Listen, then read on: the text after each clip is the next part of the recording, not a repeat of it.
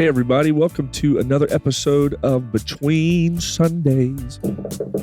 Come on, somebody. Like the background. That's like the little background drum roll. I got it. I think typically there's a drum roll before you like say it, but I'm just feeling like, you know what, after it works. I don't know if it worked. But like you looked at me like, what are you doing? Yeah, like this is kind of weird. It's great to be recording another episode. It feels like it's been a little bit since you and I just sat down and recorded an episode. You know, we just finished an episode recently with Jesse Cornejo. Yeah. And just fabulous, like just a strong episode. Would definitely encourage our listeners, if you haven't checked that one out, definitely go check that out. But I'm excited. I love when we just get to sit down and chat and have a conversation. You know, we talk about this from time to time, but Between Sundays was really launched through just the idea of how we've sat around and had so many conversations through the years. You know, not just you and I, but other leaders, and whether that was, you know, at this table here in our conference room or at lunches, and there's just through just the cadence of our conversations, it always seems to be just, you know, humbly, just great stuff that we get to talk about, things that we've been exposed to, privileged to be around you, especially, you know, through your years of ministry, things that you've learned along the way. And we thought, well, we should just be recording these, you know, if this is engaging for us and, you know, others that have been a part of those conversations from time to time, maybe there's a larger audience, you know, specifically here at our church that may not get the privilege of lunchtime conversations, you know, or around the table discussions.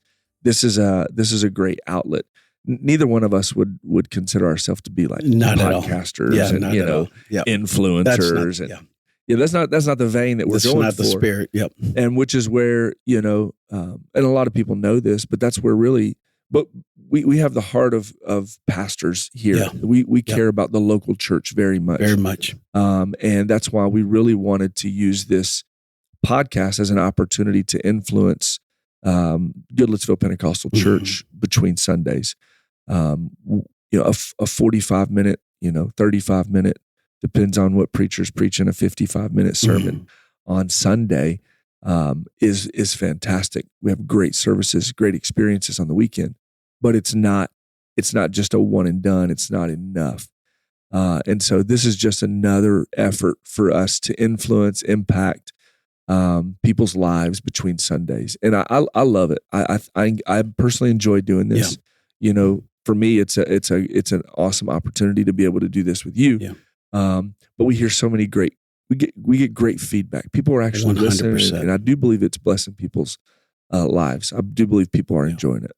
Yeah, Billy, I would concur 100%. It's just, hopefully it's helpful content, but it is just really a great honor to do it with you as well. I mean, I just appreciate your heart for this, and, you know, hear it all the time, how in my travels that, you know, people come up. I'm a little blown away that people would even listen, but again, I pray that it is helpful. And we do want to come alongside leaders, local church, and just really help infuse. We care deeply the health, stability, the advancement of the local church. That really does matter. And it takes great leaders to lead the local church. So part of it is birthed out of the heart to come alongside those leaders and just have conversations, tackle issues that maybe you're thinking of. Maybe this is something that would add to your toolbox, so to speak, inspire your heart, lift your spirits. All those things are so needed in leading in a world that is constantly changing and constantly, you know, I would say there's shifting, right? And so just pray that this is helpful.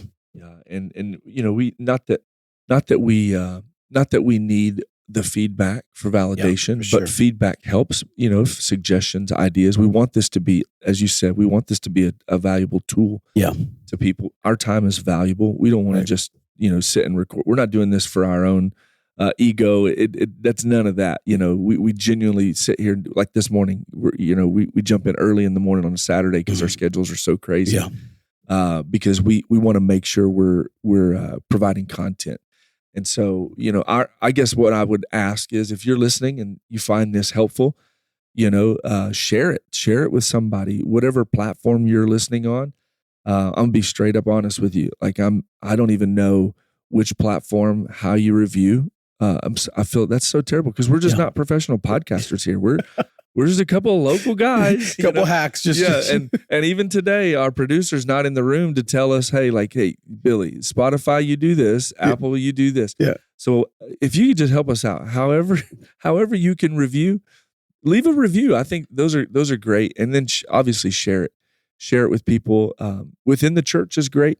But if you have people that God's put in your life that you think that this this episode or this podcast would be a blessing to them, shoot a link to them. I've done that a few times with people that God has just put in my life that we're witnessing to and reaching, and so much of the content that we have recorded over these last a little over 2 years now or 3. Has it been 2 years? I have no idea. I'm not a professional podcaster. Over these years of recording podcasts. I'm sure it's not a decade. Yeah, not yet. But there's just been some really practical tools, valuable content, I believe, that helps people, right where they're at. And so we would encourage you to do that as well. And I know so many of you are, and we appreciate that. Pastor, today you have a subject that when you hear the name of this topic, there's so much strength in this word, but there's a reason there's strength in it, because it takes a lot of challenge. It takes a lot of circumstances to build what we're going to talk about today. And I do think that in the world that we live in right now, this word, this topic is so important, and it's almost a make it or break it characteristic that we got to have in our life. Like if you don't have what we're going to talk about today, you're not going to make it. Yeah. Because it's a challenging time that we're living in, and it's not necessarily getting better. The world isn't fixing itself and getting easier and easier. And so today we're going to talk about the power of resilience, being a resilient person. And I'm excited about this. Where did this come from? Like, why is this on your mind right now? So, again, just content, just reading about things that really honestly affect every leader, individual, and person. Again, whether you're in the church space or business space or just living, right? The word that, or words that I think really just help me navigate through this is constant disruptions. Like the world we are living in, there's constant disruptions. Yeah. Things that have never happened happen all the time. Wow. Okay. So that's kind of, it can be depressing if you think about that. And it could be good too, right? Well, that's true. Yeah. But so honestly, just the fact that, it does take resilience. So there's been a lot of research, a lot of people smarter than I, more educated, and just have given themselves to research and just trying to figure out what are those ingredients, what are those qualities, what makes somebody survive constant disruptions. Yeah. And really our lives are inspired by that when we hear stories or real life tales of people that have come through just some challenges that drown people, right? Yeah. Impossible situations, and yet they find something to continue to move forward. Is so inspiring. Yeah. Like that movies are made out of these things, right? Mm-hmm. And we glean, books are written. They become really heroes just because of the things that they have survived. And that is resilience, that ability to stay in, get up again, move forward. So I think, honestly, this subject really affects all of us. Yeah, and I would love for you to share maybe just some examples, things that you've either heard, read, and in your years of pastoral ministry. Obviously there's stories, out there of resilience. Yeah. You said it great. People make movies about this. Like this is a huge topic of movies. And so could you just share some examples, whether it's, external of just things you've heard, or maybe people that personally that you would feel comfortable be able to share, like inspired you in the area of resilience? Yeah, those stories are really important, but maybe just to get us all in the same place. Like one that really inspires me is a guy named Glenn Cunningham. Some of you may know that guy because he's the first guy that ever broke really the 1 mile record in 1934. Okay. He's the guy that broke that number. I think it's like 4 minutes, whatever. And, but when you kind of back that up a little bit, this guy, it really was so so severely damaged that he was said he would never walk again. Wow. And yet he pushed through all of that and became, again, the guy that broke, the mile record in 1934. Yeah. That's inspiring, Yeah. right? Like, how do you come through where you're diagnosed, you're never going to even walk, and you push yourself, the mental game, the physical pain, the suffering, the challenges, and keep moving forward? Our lives are better because of people like Abraham Lincoln, right? That, you raise him in abject poverty. You continue to push this guy, and fails in many different pursuits, right? And again, he becomes the 16th president of the United States. And again, one of the most famous and popular president, well-loved presidents, right? And these are stories that we are told and also inspire us. You get a guy who is labeled, a retard. Literally, that's his. I know that's not a popular word, but that's it. That's what they call him. He's uneducatable. They feel like this guy is not even worthy of learning. And yet that's Albert Einstein, right? Wow. And just a famed guy. And so these stories, it's biblical as well. You get a guy, you lock him up in prison, beat him, shipwreck him. You get the Apostle Paul. Yeah. Like how many times? Thrice beaten, right? And so, there are stories after stories, but honestly, I've seen people go through suffering and setbacks and death and divorce and the loss of things that are just sacred, and to see them lean in and step up yet again and see, prevail in really what causes some people to quit and stop believing, stop walking, stop hoping, and really just move forward. It's so inspiring. Yeah. I mean, as you're telling those stories, it's like your spirit is lifted. You're encouraged, you're inspired.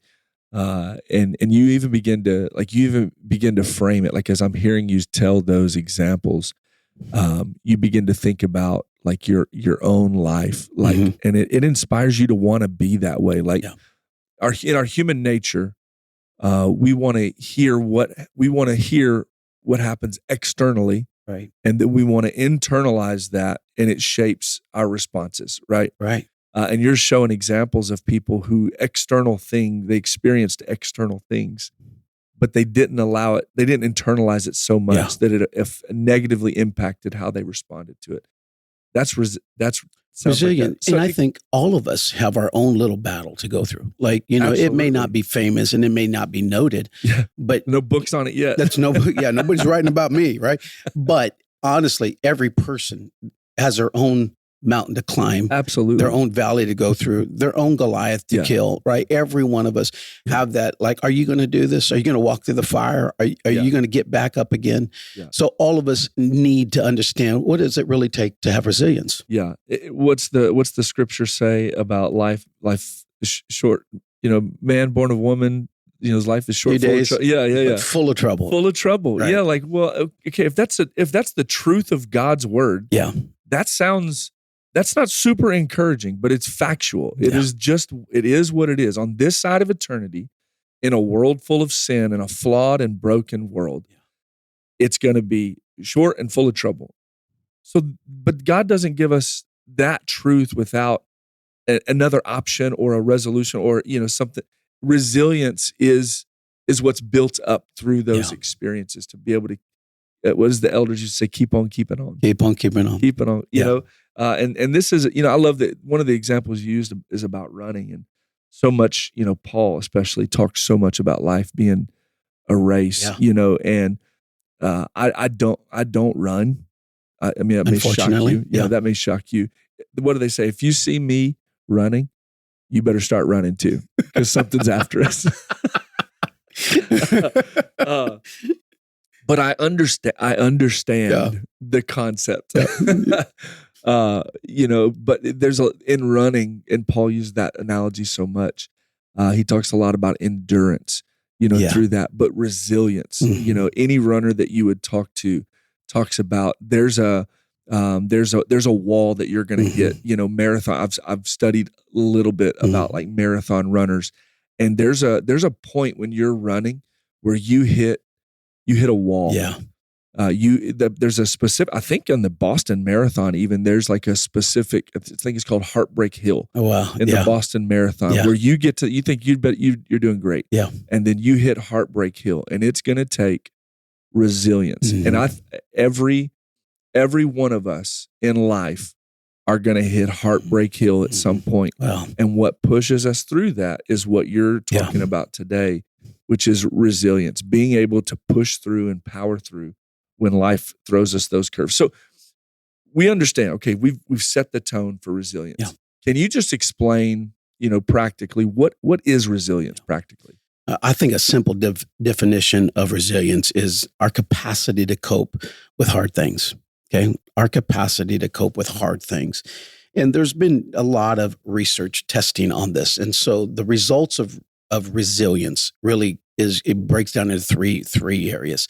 It's either it breaks you, like when you're facing you're broke, you become a broken individual. That's a real tragic word, but really you're never the same again. Yeah. Okay, that's one way. The other is you bounce back, meaning you survive it, you bounce back, you get back to normal. Okay, but there is another way that it actually can make you better, right? So what are those things that you don't just get back to normal? You didn't just survive this, but you actually learned, you grew from it, you became better. And so for us to understand, there's some probably myths about resilience, okay? Things that you may think are true but are not true. And so you're gonna be a myth buster. Yeah, myth buster. So one of those things is like resilience is a muscle, right? You just keep getting stronger, better, right? But honestly, you can't always improve. Okay, you can't always get stronger. You can't, and so it's not something that you just have this muscle and you're working out. And no, there's deeper, more understanding to resilience because you cannot always improve. That's interesting to me. It really is. Because honestly, sitting here, I would have believed that myth. Yeah, that through trial, through adversity, that your resilience grows and gets stronger. You're saying that's not true. That is not true because your resilience has a ceiling. Okay. There's a limit. Like this is another myth is that what doesn't kill us makes us stronger. Yeah, I think somebody wrote a song about that. So, but honestly, there is limitations to your resilience. And so you've hit that ceiling when little things start become big things.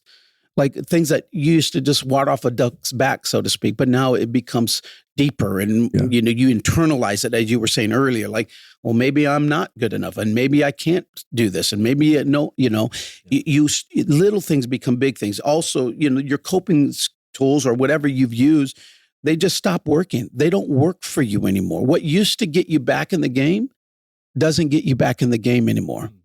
And then also, your resilient ceiling is there's failure. So some people, like when you look at ministry, it's amazing how when you look at leaders that have morally failed, the reason they morally fail is the pain. They just couldn't move forward anymore. So failure was a way out. Wow. Okay. That's really mind-boggling to me, okay? Knowing what leaders are not idiots. Sure. They know the consequences of sin. They know what an affair does. Absolutely. They understand what that can lead to, right? But because there's no resilience in there, failure is what happens. You've reached your resilient ceiling. Like, how many times are you going to take a punch in the face and get back in it? Like, this is what is intriguing to me. What is it? What are the ingredients that causes people to face just challenge after challenge and yet continue to move forward? Yeah, this is. I'm being super. People may be like, "Oh yeah, duh, we knew that." I'm sitting here like, "No, I've never heard this." Yeah, like that is so opposite of what I would think. Like I would genuinely believe, Pastor. I would genuinely have believed that through adversity, your resilience, just like a muscle. Mm-hmm. You know what I mean? Like I have viewed resilience as that muscle that the more you work it, the more things that are thrown at you, it grows and gets stronger. But it's what you're saying is it's not that. And I have your notes in front of me, but I see this phrase that I need you to break down for me because I think this probably helps explain it. that resilience, think of it as a portfolio, not a single trait. Right. Like it's not just a single tool, it's a portfolio. So just break that down a little bit. So you think resilience is just, again, let's just say one muscle, okay? That's kind of what I thought of it, and I think most people would think it's just a trait. Some people may have more of it than others, whatever, but really, I would much rather people think of resilience. And this is, again, just what I'm learning. This is where I'm just kind of discovering. Think of it more as a combination of things, a portfolio of things. There's several ingredients that are necessary for resilience to have its best effect and to its finest moments, okay? So it's not a one thing. It's not a single trait. It's not a single measure. It is a portfolio of things that contribute. And really, these three things are I guess they are discovered, they are reinforced. There's things that research and, again, psychology, neuroscience, leadership studies, there's a combination of great professional thinkers that have said, no, when we do our deep dive into this, these are the things that surface and bubble to the top about what resilience really is. Okay, so this is where we're about to get into the meat of this, because, and I'm telling you, I am sitting here like a student, like I'm excited to learn this, because this is new. I'm telling you, 42 years old. This is brand new, and so help me and help those listening understand resilience better. Okay, so the first component, if you're in the portfolio, the first thing that in research, neuroscience, leadership's gurus, this is what they will tell you. Resilient people believe their life and suffering has a meaning, okay? That what you are going through, what you're facing, the things that have happened to you, that they actually have meaning and purpose for you, okay? Resilient people see the challenges as a greater purpose. There's something in there to learn and grow from and get better. They see the meaning of this. And when you look at it, because the opposite side of that is suffering without meaning is despair. When you don't know, when you feel like you've been picked on, when you feel life is unfair, you've got dealt a shorthand.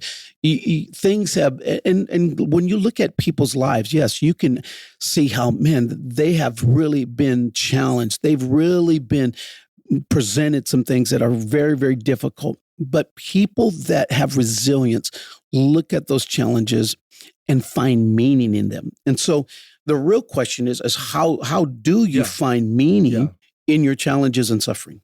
Yeah, that's so the first part of the portfolio, if we're going to use that language, is meaning, right? So I'm just digesting. I'm listening to what you're saying.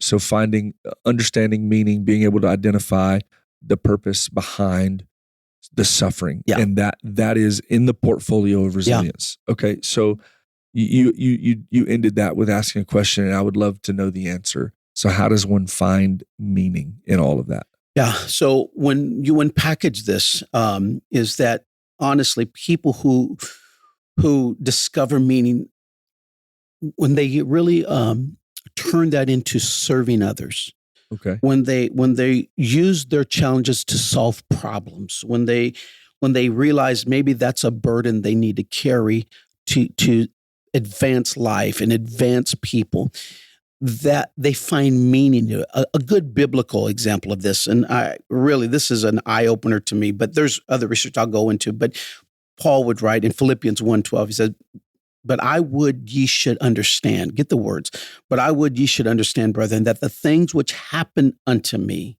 have fallen out rather unto the furtherance of the gospel." Like all that Paul endured, shipwrecked and betrayal and beatings, like all of the things, the thing that made Paul resilient is he said, all of this, all these things have happened unto me for the furtherance of the gospel. Yeah. Right? The meaning of everything is to help the kingdom of God get better. Yeah. Paul turned every challenge and adversity, and he said, I've turned all this. All that has happened is for the furtherance of the gospel. Viktor Frankl, the famed psychologist, argued that in his book, Man's Search for Meaning, that meaning is not something we invent, but something life asks of us through responsibility. like when you're presented, when you go through, when you've been disadvantaged, you take that as a responsibility to make something better out of it. Yeah. Yeah. Like questions that are coming to my mind as you're breaking this down. Like, what I hope I'm processing, I hope everyone processes. Like you're thinking about the own challenges that you've experienced, things that you've faced. And, the question, I guess, for me and for others, when you look at the things that you've had to walk through, whether of your own doing, or, just because the nature of just being a part of life and all of that is, one question is, what is this producing in me? Mm-hmm. Like what are the challenges that I'm facing producing in me? And then how will this help me one day? Like right now, I might not be able to see it, but one day will I be able to look back and say, what do they say? Hindsight's 20/20. Right. You'll have a better understanding of what the purpose of that experience, that season, and then the other question would be, how can I surrender this that I might not understand and allow God to use it? Mm-hmm. Like that's what I hear in the scripture when Paul is saying that, like for the furtherance of the gospel, like everything that I experienced, I'm surrendering that to God. I'm sure Paul, shipwrecked, beaten, prison. Right. Well, remember, he even asked God, like, can you remove this thorn in the flesh? Three times, right? Like the things I ought to do. Right. Like things I don't want to do, I do. Right. Like all that has happened unto me is for the further. And you know what? It's so true. We're still feeding off it today. Absolutely. Right. We're still feeding off his life challenges and his battles and his didn't get it, didn't understand. Forgetting those things which are behind. Right. I press toward. All of this is for the furtherance of the gospel. So whatever you're facing, like honestly, like people have experienced loss of relationships, a death of people they love. Sure. They have been fired from jobs, the betrayal at the highest level, right? And things that have befallen, diseases, going through sickness. Like you just name the calamities, absolutely. Right? And you can think of people right now. And you can turn that and say, you know what, man, God hates me. I deserve this because of all of my failures. Or you can say, no, God, there's a purpose, there's a meaning in through this. And so, part of the portfolio of resilience is meaning. Yeah, that is so good. And so again, those three questions, I just want to repeat those because I genuinely believe those three questions are the ones that will help reframe. It's perspective change. Yep. It forces you when you're walking through it. Yep. So what is this trying to produce in me? Mm-hmm. Who could this help one day? And where could God use this? So powerful. Well, the question that I would ask people is simply this. The things that have happened unto me have fallen out rather unto, and there's a blank space there. Like the things that have happened unto you have fallen out rather unto what? Yeah. You got thrown to the curb. You got angry at God. You walked out of a relationship. You quit on your dreams, or the things that have happened to you have fallen out to what? Yeah, that's a really, really good question for all of us. Yeah, we should put that on our refrigerators somewhere on our computer screen because I'm just telling you that's powerful. Okay, so meaning is the first part of the portfolio. What's the second part? So the second part is relationships or connection. Okay, connections. Strong relationships, community are the greatest resilient multiplier. Like you cannot overestimate the power of meaningful relationships and connections in your life. So one of the great stories, I read this and it really just solidified this point about resilience. So Ruben Navarro, he's a writer, and he was really writing about how Israel responds to the repeated bombings. Okay, so Israel is constantly bombed by other people from the Houthis and all these other terrorist organizations. And so, their custom is when the sirens go off, they run, they go into, some safety place and they wait for about 10 minutes and then they go back to their life. And he said, you'd be amazed how quickly people go back to their life. Like, again, the sirens, the bomb landed, whatever happened or didn't land it. And so again, can you imagine the fear? Like if I'm when there, I am so petrified, right? I'm just terrified. Is that petrified or terrified? Whatever. All of the things. Like all of that. Like I am just again, out of my mind, right? Yeah. Okay. And he said, this is their normal life. He said, but really, he said, the big part is the way we can get back to life so quickly is that the recognition that we're not doing it by ourselves. Wow. We're all doing this. Wow. Right? We're all doing this. Everybody's running to shelter. Not alone. Everybody's running to get protected. We're there together. We're not alone. And then we go back to our lives. Yeah. Wow. Wow. Right? We're so blessed to live in a place we don't have to go through that. Right. We've never faced our greatest threats are tornadoes, right? Okay. That's real. But that's real. But it is amazing to me. I think the number is staggering. Is there's probably around 70% of people in ministry don't have close friends. Yeah. Don't have close friends. I'll give you a little insight. Remember Brother Carson, some of you may or may not know who he is. And one of the saddest things he's ever told me, and it's still hard for me to totally digest because those that know Brother and Sister Carson, these are amazing people, okay? They are pastors of pastors. Brother Carson, for those that are listening, is the pastor that that retired when I took over, okay? And so he's Bishop Carson to us. And I remember, asking him when they went to conferences or whatever, like, would they go out with people like their friends? I remember him saying the statement to me one time. He said, "Oh, nobody would want to go out with us." Like Bishop, you are a vat of knowledge and wisdom and grace, and like that really stunned me. And it really just wow. There's so many leaders again, and it doesn't just have to be pastors that just don't have abiding friendships. Yeah, what is that? Trust? Could be a lot of reasons. But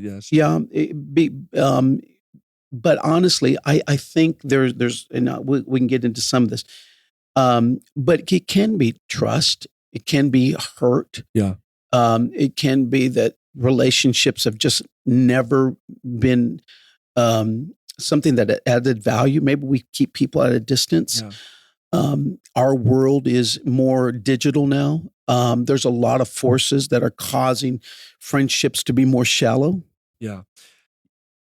You think, again, just thinking out loud with you in real time, I'd say, I would guess cynicism would be a lot of that. Sure. Carey Nieuwhof wrote the book, didn't see it coming, and he opens that book up with the first thing, as a leader, he never saw coming was cynicism. And he shared the story about, I think it was a ministry couple, that early on, that really hurt them, that he poured, or it was just a couple in his church, and he invested time, spent hours upon hours upon hours. And then, essentially they didn't stab him in the back, they stabbed him in the front, Right. And how as just over time, not that ministry leaders, pastors, are, any different in a sense of the opportunity to get cynicism. But when you do what we do with people and when you serve people in the way that we do, I do think the enemy uses cynicism as a weapon, against ministry specific, and everyone listen to our podcast. We would say that they should all be involved in ministry in some way, but the weapons, the weapons that the enemy uses is not just at ministers or pastors. People. It's people. Yeah. And I would say, one of the reasons that we put people at a distance, it's self-preservation based on previous experiences, which is genuinely, it's cynicism. Cynicism, by definition, is a negative, distrustful attitude toward human nature, characterized by the belief that people are motivated purely by self-interest, greed, or dishonesty, rather than honor or sincerity. Like, whenever I just read that definition, I promise you there were people that are lonely right now, and they're like, that's why. That's why I'm lonely. I'm not putting myself back out there again. Yeah. I'm not willing to risk it again. I've been hurt too many times, and that is not resilience. Like as someone who has fought cynicism, I'm telling you, that's not resilience. That's a weapon of the enemy that wants to push you into isolation, and that's not 100%. That's not what God wants. Yeah, I call isolation just that's the most common mistake leaders make. We enter into ministry loving people, and we end up hating people, right? There's just a low grade frustration of people. Okay? Shout out to the episode. Yeah. What to do when you start hating people. They're just that's the honest God truth. Yeah. But again, the only one that wins in isolation is the enemy. Yeah. And every issue has an environment. Okay. Sin's environment is isolation and loneliness. Okay. Sin does its best work in loneliness. Yeah. And so we have to guard against it. We need relationships that are life-giving. And man, I feel like I want to be a champion to encourage people to take a risk and build friendships and trust the process and try to take friendships deeper and more meaningful. And I think there's a way to do that. Yeah, I agree with that. I heard this statement one time about the enemy. Obviously he's a roaring lion seeking whom he may devour.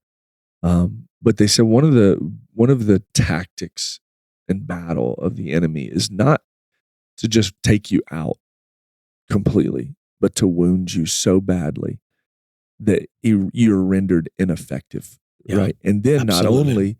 not only are you ineffective, but because of the wound, it requires more energy from your battle buddies. Mm-hmm. You think about in 100%. real battle, whenever you have somebody that is in your unit Mm-hmm. and they're shot, they're wounded, Mm-hmm. your attention now turns to rescue. Right. And there is a part of all of us. Mm-hmm. I'm telling you, if someone needs rescuing, we're going to do it, and there's energy, and we feel like that's part of what we do. But know that that's the enemy is able to use those wounds that hurt, those things, as another tool to get a little off mission, or the direction changes. People are our ultimate mission. So I don't want to be misunderstood. Right. When someone's wounded, man, we want to help. That's where we're at. Like we're not like, man, you're distracted. This is what we do. Right. And so there's going to be, just by nature of life, but the enemy loves to wound people, mm-hmm. try to push them into isolation, because now what we feel is we got to step in, we got to help, mm-hmm. we got to rescue. Right. And that's one of his tools. Or they refuse to get healed. Yeah, they stay. That's exactly right. So if connection, relationship is a part of this portfolio, the question begs, how does one get connection? Like somebody's sitting in their car right now, tears in their eyes when they're listening to this, because they don't have any friends. They don't perceive themselves as someone that people would want to be connected with, whatever the reason, and they are craving connection. How do we help? Yeah, so I was at a retreat, a staff retreat, and I had one of the key leaders in this church come to me. And I just briefly touched on friendships, like the need of friendships, and with honesty, looked me in the eyes and said, I've served in this church a long time, and I can tell you, I don't feel like I have really deep friendships. That conversation has challenged me to really do some research about friendship. What is that? And again, maybe we should do a podcast on friendship one day, because people just need to be reminded of some things. But to be clear, let me just answer the question as best I can. And this honestly contributes to Carey Nieuwhof's book, Didn't See It Coming, but he talked about the need for genuine conversations. Like we've lost the art of meaningful conversations. We don't ask questions. People want to speak about themselves. Again, and there's an art form to this about how to engage people and not take over a conversation, and it's a back and forth. It's a give and a take. But honestly, I think we need to lean into this and not let it be a given. Don't just think you're a great conversationalist. Don't just say, hey, I talk to people all day. I'm in sales and I can do this. I think all of us need to kind of just reassess our ability to have meaningful conversations. And the best way I know to do that is to have some engaging questions. And so really I've tried to have some questions. Like I'll give you a good question, okay, to ask. Like, and when I'm with people, I'd love to throw this out. And that question could be something like this: what do you want that you haven't asked for? Wow. Yeah. Like, what do you want that you haven't asked for? Let's do it in real time. Okay, Billy? Yeah. What do you want? Put me on the spot. Yeah, totally. What do you want that you haven't asked for? Okay. That's a great question. So this is a little awkward, right? Yeah. But here we are. We're going to lean in. Yep. I don't know if I've ever asked for a raise. Okay.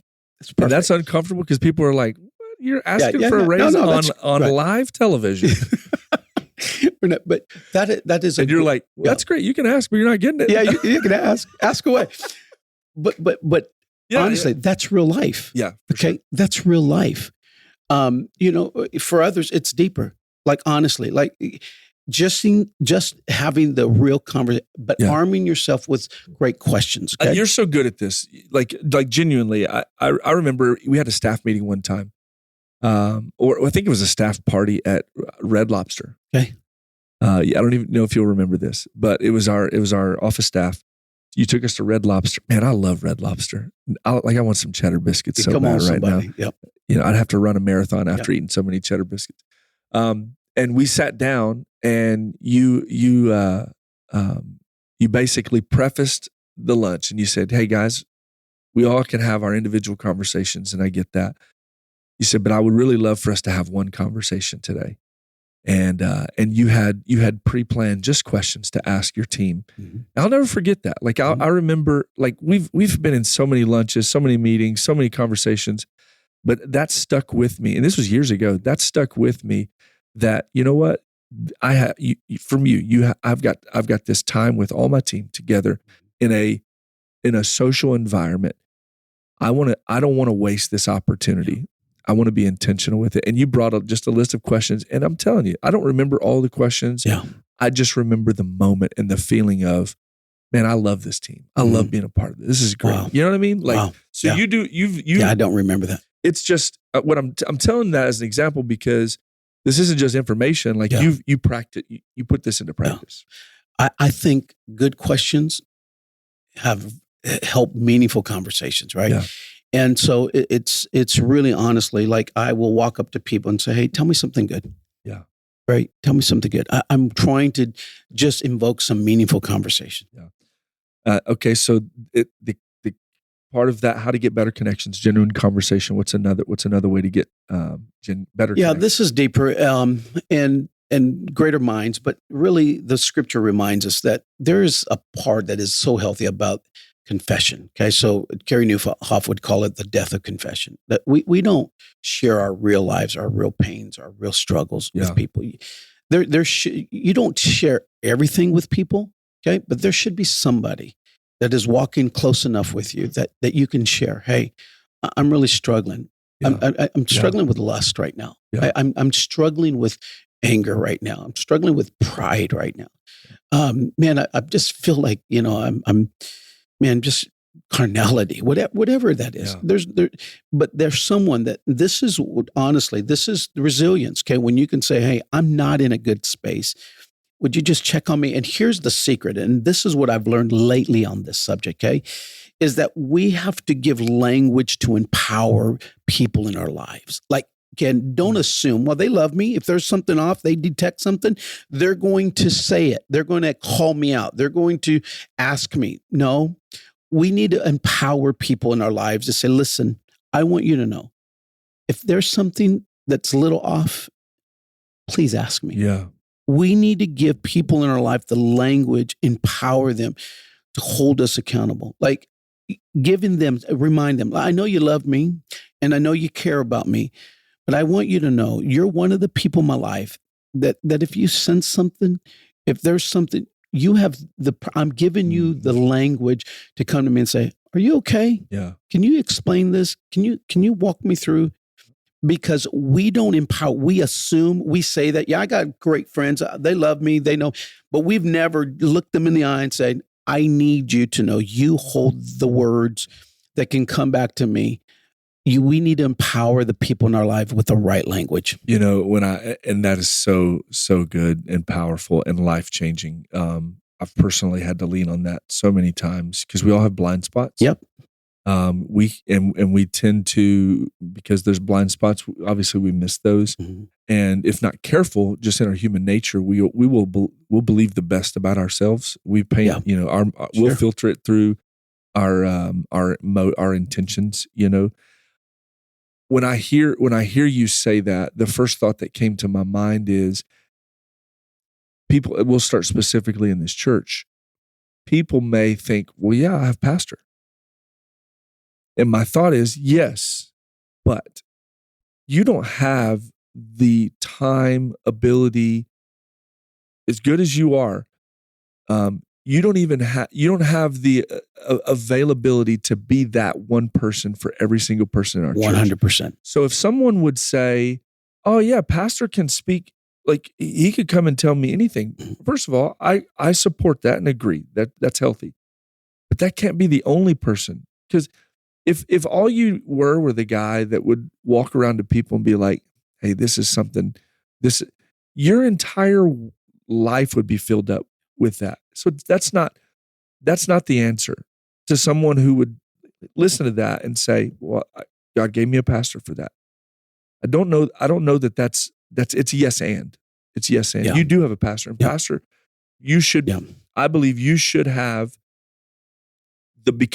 with integrity, and as you do, with integrity, humility, and biblical authority, to be able to go to someone in this church who calls you pastor and say those things.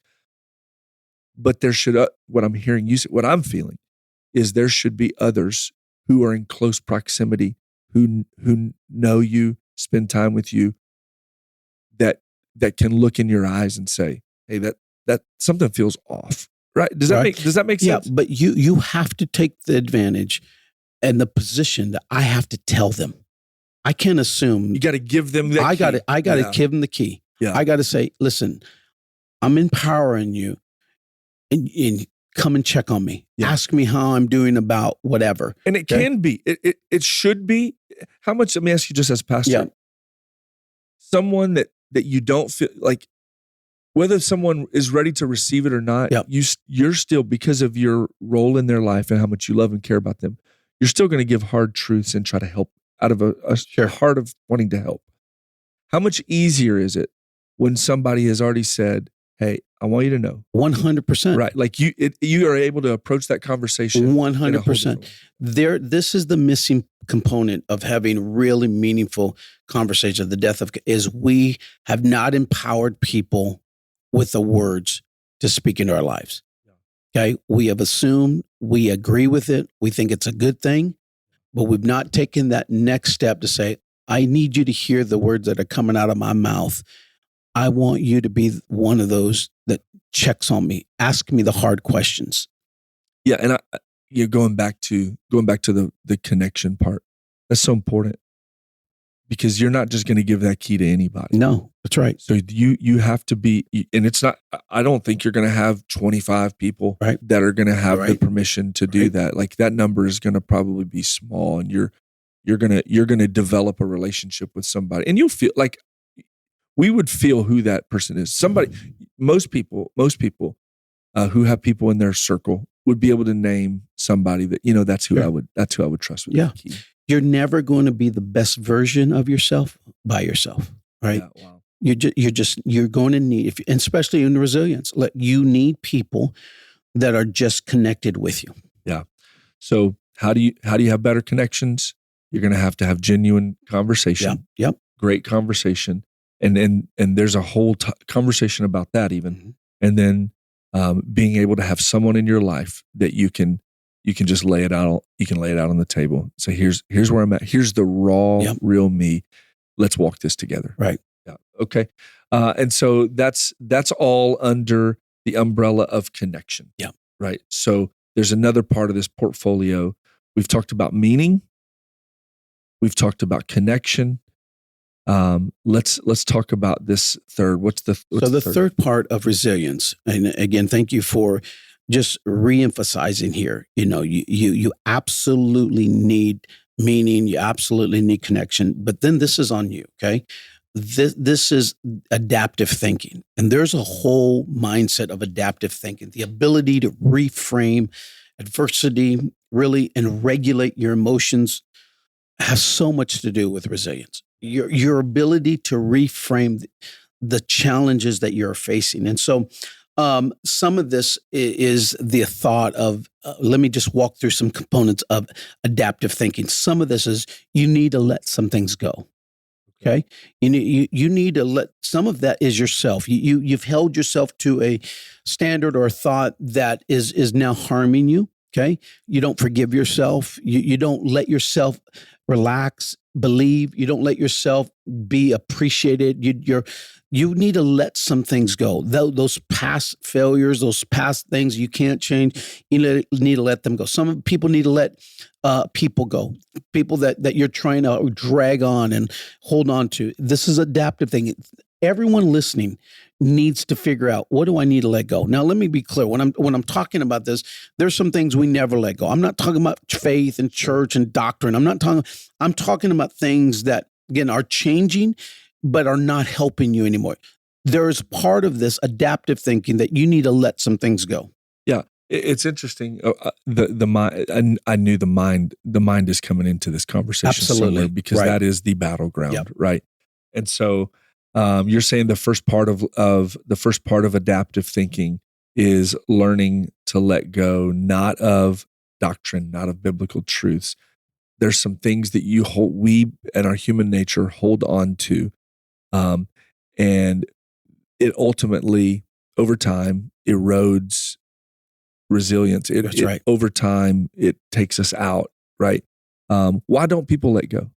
Well, why don't people let go? It could be of many different reasons, but maybe they're emotionally attached to it. Maybe it's if they let go of that, they have to let go of something else. It's like Jesus healing the man. Hey, do you want to be healed? Yeah. Right? Because if you want to be healed, you can't stay here begging anymore. You're going to can't get help. You're going to have to get out and work and do. Yeah. Do you really want to be healed? Yeah. Like the reason we don't let some things go is because we need a crutch. Yeah. Sometimes people need adversity. They're so unhealthy. They need something that they can blame, something that they can lean on to say, this is why I'm like that, Yeah. And so, there's multiple reasons why people don't let things go. I heard just thinking of things that, not letting go. And you just said it, like it becomes their reason, their claim to fame. One thing I heard, you hear this a lot about, this is just my personality. Right. This is just who this is just who I am. Yeah. This is how God created me. Yeah. I think it was Kevin Allen from Centerpoint. He said, if your personality conflicts or contradicts with the Word of God, then you have to be willing to change part of who you are. Yeah. 100%. And that's what, like, somebody listening has said, well, this is just who I am. This is just my personality. Well, if that contradicts with the fruit of the Spirit, if that contradicts with what God says who you should be, then you have to be willing to let go of part of who you are. Like, when's the last time somebody looked at you and said, you need to let go of who you are? Like, no, like that feels so opposite of what we would say, but that's what I hear you saying. Let go of things that you've held on to, that every morning you wake up, when you go to your closet, you put it on like it's a t-shirt. You put it on like it's your clothes because it's so much, it's your identity. And you have just said, this is just how it's going to be. This is who I am. You got to be willing to let some. Yep. Okay. So what's another part of this adaptive thinking? Adaptive thinking is learning to let things go. Okay. The other thing is learning as you go. Okay. And this is where you begin to stay curious. Again, curious is a very interesting word. It's a very important word, but that it is one of those measures of the greats. Andy Bryant, again, his successful coach, just interviewed so many people, a lot of high-level leaders, CEOs. And he said one of the common denominators across all industries is they have a passionate curiosity. Like they want to learn, they want to grow, they want to understand, they want to, and we don't. If you lose that edge of curiosity, something in us dies, right? And so for a lot of us, again, and probably I'm speaking to people that may be in an age bracket where they feel like, you know what, I can't learn it. Can you can you was it train a dog or teach a dog new tricks? Yeah. So you can't, right? You can't, but yeah, you can, Sure. right? If you have passionate curiosity, right? And so this is where you invite people to try something new, seek out different perspectives, like put yourself in places that you're not comfortable, just so you learn, you can grow, you can understand some things. Yeah, that's so interesting, because we would try to excuse this away. Like, I've said something a lot lately.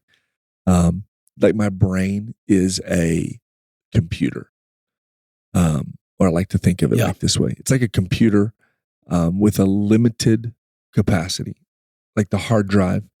It feels like at 42 years old, the hard drive is full. My memory is full. Wow. And so every time I learn something new, it's like you get this message like there's not enough space. And so like you need to go in and delete. You ready? You got to let some things go. Yeah. There's some things maybe that I've got held on to, stored away, like, but I'm at max capacity, right? My capacity is maxed out on my hard drive and my memory. But really what's the reason I can't learn new things is I feel the Holy Ghost when I said that. It's because there's so many things that I've just let clog, like let remain. And IT guys that are listening to this would be like, you need to clear your cache and cookies, bro. Like you gotta delete some stuff that's been stored away for a long time that you just don't need it anymore. And I think that's when you say learn as you go, like I can hear people thinking, man, like what am I going to do that? Where am I going to store that? Well, make some room for that. Clear some stuff. I think to me, this is what keeps it fresh, healthy, moving forward. Yeah. This conversation about I'm telling you, I mean, we're at time. Again, I know we try not to set a cap on these, but we spent a lot of time on this, and we could genuinely, I genuinely believe we could do multiple episodes on this. This could become a series because there's so much to unpack here. And I feel like we really just scratched the surface in some ways. Yeah. But people, hopefully we want them to keep coming back and listening. Yeah. And so as we just wrap up this topic, like, what would you want to say to people who have heard there's so many things in here to take away, to unpackage. First of all, I would encourage you to go back and listen again. Take some time, listen to it. There's some people who listen to it at 2 times speed to get through it. Maybe you listen to it, at regular speed to really process and digest. What would you want to say just as we wrap this up? Yeah, I would say, honestly, there's part of it in this resilience is that you keep going no matter what. Okay.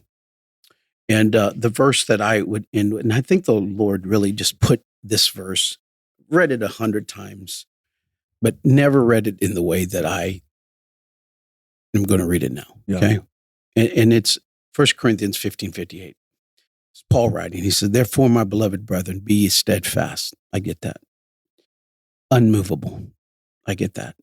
But then these next words, always abounding in the work of the Lord. Always abounding. Like those 2 words just washed over me differently. There is a place, resilience, always abounding in the work of the Lord, for as much as you know that your labor is not in vain in the Lord. So my challenge to people listening to this would be simply, there is a place that you can always abound. It wouldn't be, if it wasn't possible, it wouldn't be in the Bible. Yeah. Right.